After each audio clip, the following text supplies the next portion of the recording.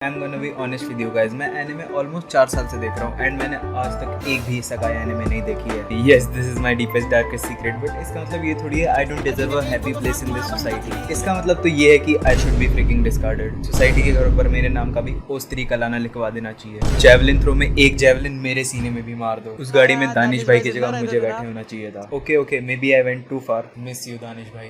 तेज चलाई तूने क्यों अपनी गाड़ी। But yes, this was my first isekai anime and not gonna lie, I was pretty excited to watch this anime. And इसकी एक सही बात ये भी थी कि इस anime के अंदर मेरे already कुछ जाने माने characters present थे, तो anime देखने में दिक्कत तो नहीं होनी चाहिए थी। बट मेरे को क्या लगा था, anime देखने में थोड़ी दिक्कत है, पूरे anime के अंदर ही दिक्कत है। जी हाँ, सही सुना, ये anime पसंद नहीं आई मेरे को। एंड मैं उस टाइप का बंदा हूँ कि अगर मेरे को फ्लाइंग जेट की पीठ पे भी चला के दे दोगे ना तो मैं 3 से 4 बार आराम से देख लूंगा। बट यस, ये anime ने मेरे को काफी ज्यादा डिसअपॉइंट करा। रीजंस दूंगा मैं आगे क्यों, बट उससे पहले हम इस एनिमे के कैरेक्टर्स एंड प्रीमाइस के बारे में बात कर लेते हैं। ओके, तो ये स्टोरी है एक ग्रुप ऑफ क्रिमिनल्स की जिनको नाम दिया गया है सुसाइड स्क्वाड एंड इनके अंदर है 5 लोग, Harley Quinn, Peacemaker, Clayface, Deadshot and King Shark. हाँ, वही हार्ली क्विन जोकर वाली एंड हमारा जॉन सीना पीसमेकर। ओके, तो बेसिकली इन 5 लोगों की एक टीम बनाई जाती है। इनको भेजा जाता है एक न्यू वर्ल्ड में, जहाँ पर इन लोगों का एक ही मोटिव है कि वहाँ के सप्लाईज इकट्ठा करना एंड रहने के लिए जगह ढूंढना। अब तुम लोग सोच रहे होगे इस काम के लिए क्रिमिनल्स को ही क्यों चुना, अगर ये काम कोई वेल एजुकेटेड पीपल करते तो ज्यादा बेटर होता ना।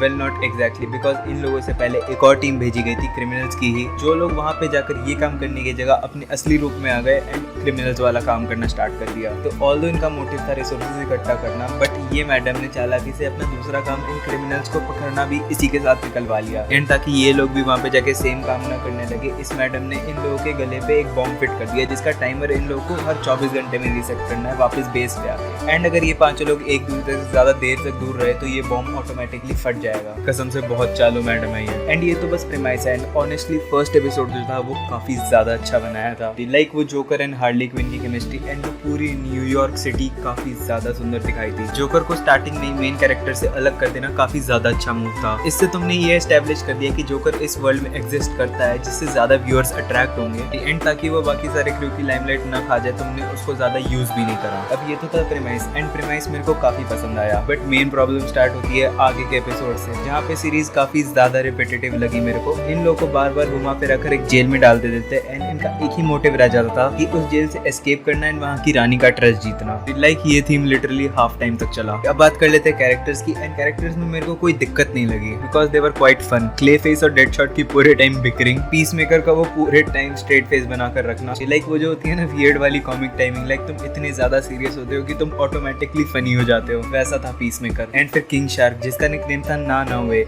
जो कि बेसिकली एक शार्क है ह्यूमन की बॉडी में एंड एक शार्क होने के बाद भी बहुत ही ज्यादा क्यूट कैरेक्टर है। ये सबसे ज्यादा वियर्ड चीज यही है कि बहुत खतरनाक चीजों को क्यूट बना रखा है, dragon cute, shark cute. And फिर Harley Quinn, star of the show. इसके बिना शो इतना ज्यादा अच्छा नहीं होता because she is really unpredictable. It's like कि तुम बिल्कुल भी गेस नहीं कर सकते कि वो क्या कर देगी। I mean she learn from the best of the best joker, पूरे टाइम जोकर के प्यार में पागल एंड एक ही चीज दिमाग में लेके चलती हुई कि इन सब के बाद फाइनली जोकर से वापस से मिलने। बट उसको क्या पता जोकर का कोई और ही प्लान है जिसको मैं डिस्कस नहीं कर रहा, बाय द वे स्पॉइलर हो जाएगा बहुत गंदा। एंड थोड़े और साइड कैरेक्टर्स थे जिनको आई गेस साइड कैरेक्टर्स बोलना उतना सही नहीं होगा क्योंकि वो लोग स्टोरी पे डायरेक्ट इम्पैक्ट डाल रहे थे, जैसे कि ये मैडम। इससे ज्यादा बकवास औरत मैंने आज तक नहीं देखी। इट्स लाइक कि उस टाइप की बंदी है जिसको तुम नो रीजन भी हेट करोगे, कोई गलती नहीं भी होगी फिर भी इसको हेट करोगे एंड इसने तो वेल काफी सारी गलतियां करी भी हैं। एंड फिर ये बंदा, मेरे को कैरेक्टर्स के नेम नहीं याद इसलिए मैं ये बंदा ये बंदी करके बोल रहा हूँ। एंड वेल ये जो बंदा है इसका कोई खास कैरेक्टर नहीं है except for that one part जहाँ पर ये इसके अगेंस्ट स्टैंड अप करता है, बट उसके बावजूद भी he blends in quite well with the suicide squad. He was like ऐसा नहीं है कि तुमको लोग बहुत ज्यादा याद करते हैं, बट अगर तुम नहीं होगे तो तुम्हारी याद एक न एक बार तो आएगी ही। एंड फिर इसेकाई वर्ल्ड के कुछ कैरेक्टर्स थे जिनके बारे में मेरे को ऑनेस्टली बात नहीं करनी because they were quite annoying. Like भाई ये बंदी, इसको अपना स्टैंड लेने के लिए पूरे किंगडम को जलाना पड़ा एंड ये बंदा, इसको कोई फाइट करना सिखाओ यार ठीक से पहले। ले देकर एक क्वीन का रोल ही टेरिफाइंग था एंड वो भी लास्ट में समझ आता है क्यों। अब कैरेक्टर्स की बात हो गई तो बात कर लेते हैं एनिमेशंस एंड विजुअल्स की and my opinions are quite mixed. It's like I know ये डीसी का one of the dream project है, बट उसके बाद भी इन लोगों ने पीक डिलीवर करने में थोड़ी बहुत कसर छोड़ दी। आई मीन डीसी को तो आदत ही हो चुकी है ना 2 घंटे वाली जस्टिस लीग रिलीज करके गाली खाना एंड फिर थोड़े टाइम बाद स्नाइडर कट रिलीज करके और गाली खाना कि अगर तुम्हारे पास इतना अच्छा माल ऑलरेडी था तो तुम लोगों ने डिस्पोजेबल गार्बेज क्यों दिखाया हमको। एंड स्टार्टिंग में इट वाज क्वाइट प्रॉमिसिंग, वो लाइट से जगमगाता हुआ न्यूयॉर्क एंड उसकी वाइब मैच कराना, जोकर और हार्ली का कार में ड्राइव अवे करना एंड वो न्यू इसेकाई वर्ल्ड को इंट्रोड्यूस करना। That time the animation was quite promising. And फिर उसके बाद ऐसा लगने लगा कि एनिमे की प्रोडक्शन में एफर्ट्स ही नहीं लग रहे हैं। कोई बोल रहा है तो मुंह ही नहीं हिल रहा है, बैकग्राउंड के सारे सोल्जर्स सेम ही दिख रहे हैं, फाइट करते टाइम ठीक से मूवमेंट ही नहीं हो रही। And what the hell is this.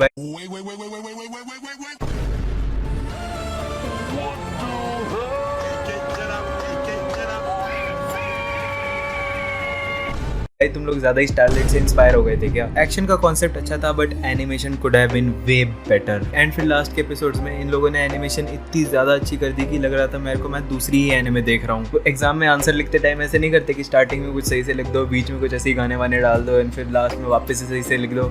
वैसा इन लोगों ने एनिमे प्रिपेयर करके रखी हुई थी। डीसी की तो ये पुरानी आदत है, अब क्या ही कर सकते हैं। बट यार अगर तुम लोगों ने वो काम लिया है तो एटलीस्ट उसको ठीक से तो करो कि चलो अब जो भी है मैंने देख लिए एनिमे, अपने थॉट्स तुम्हें दे दिए। एंड ऑनेस्टली मैं नहीं बोलूंगा तुम लोग ये एनिमे जाके देखो, क्योंकि अगर मेरे को मौका मिले तो मैं ये एनिमे फिर से चेकआउट नहीं करूंगा। बट अगर तुम डीसी के फैन हो तो तुम जरूर से इसे ट्राई कर सकते हो। एंडिंग तुम्हें काफी अच्छी लगेगी, खासकर वो जो क्लिफ हैंगर दिया है नेक्स्ट सीजन के लिए हुक करके रखेगा तुम लोगों को। अगर तुम में से किसी ने एनिमे देखे तो तुम जरूर से बताना तुमको अच्छी लगी या खराब लगी। तो guys thanks for watching the video, subscribe my channel for more anime related videos. मिलते हैं आप लोगों से नेक्स्ट वीडियो में, तब तक के लिए ओके बाय।